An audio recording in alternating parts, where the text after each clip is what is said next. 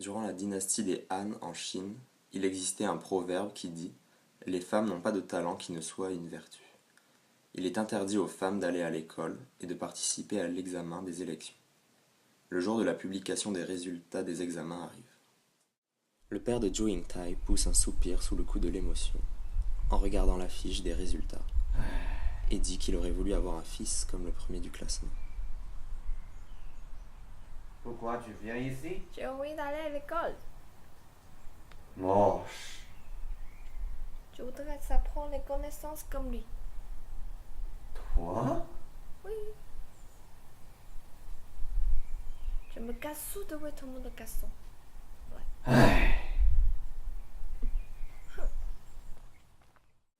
Malgré ses inquiétudes, son père n'a pas le choix et la laisse aller à l'école. Zhou Yingtai part à l'école. Dans la rue, elle entend un garçon qui récite un poème qu'elle aime bien. 蒹葭萋萋白露为稀，所谓伊人在水之湄。 Et ensuite, elle se présente et Je discute m'appelle avec ce Zhou garçon. Yingtai. Comment vous vous appelez? Je m'appelle Liang Shanbo, enchanté. Vous êtes ces étudiants de Ruya Shuyuan. On peut y aller ensemble? Oui.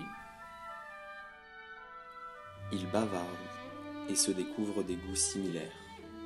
Ils deviennent de plus en plus proches.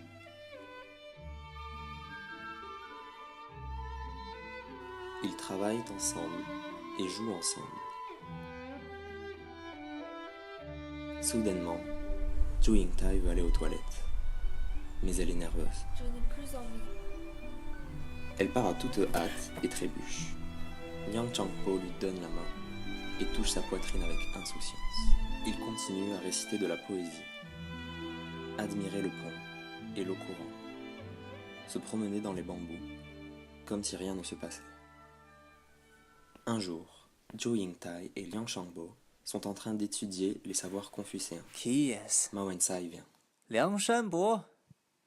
Tu ferais mieux de rentrer dans la campagne et de cultiver des légumes. Zhou Yingtai est insatisfait et pousse Ma Wensai. Ma Wensai voit le professeur qui vient de loin. Il feint d'avoir très mal au ventre. Bonjour.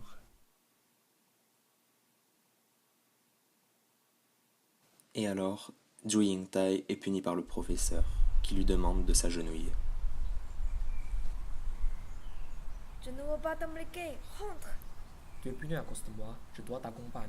Si le professeur le voit, tu seras expliqué de l'école. Tu es plus important que cette école.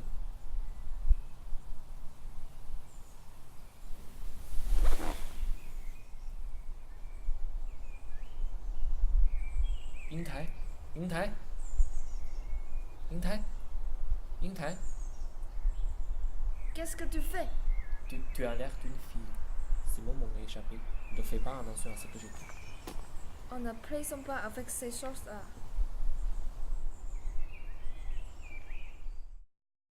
En raison de la maladie, Zhou Yingtai rentre à la maison. Liang Shangbo s'assoit sur le banc et regarde la place vacante. Il se remémore la rencontre avec Zhou Yingtai, des souvenirs, et même ce sentiment qui dépasse l'amitié.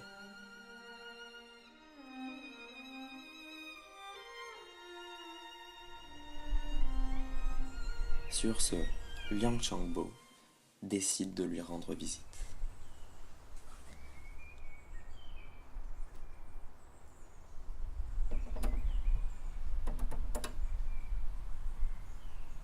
Zhou Yingtai ouvre la porte. Liang Changbo la voit en robe. Désolé, je me dis sur qui j'étais. Il ne peut pas contrôler ses émotions. Je suis content. Tu es une fille. Je vais rendre visite à ton père et lui demander ta main. Mais malheureusement, son père se froisse Gaspille pas ton temps. et l'expulse de la maison. Pars. Ne reviens pas. Va-t'en. Liang Shangpo est très triste et crache du sang. Il mourut quelques jours plus tard. Zhou Yingtai demande à son père de la laisser épouser Liang Changpo. son père l'informe de la mort de Liang Changpo. Zhu Yingtai ne croit pas et supplie d'aller sur la tombe de Liang Changpo. Son père pose la condition qu'elle épouse Ma Wensai. Elle accepte. Zhu Yingtai court entraînant sa robe devant la tombe de Liang Changpo. Elle se plante et verse des larmes par affection.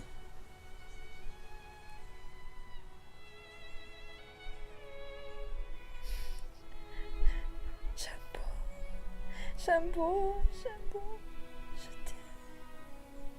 Shampo. Elle saute dans la tombe. Liang Changpo et Zhu Yingtai se transforment en papillons qui s'envolent pour vivre librement leur bonheur.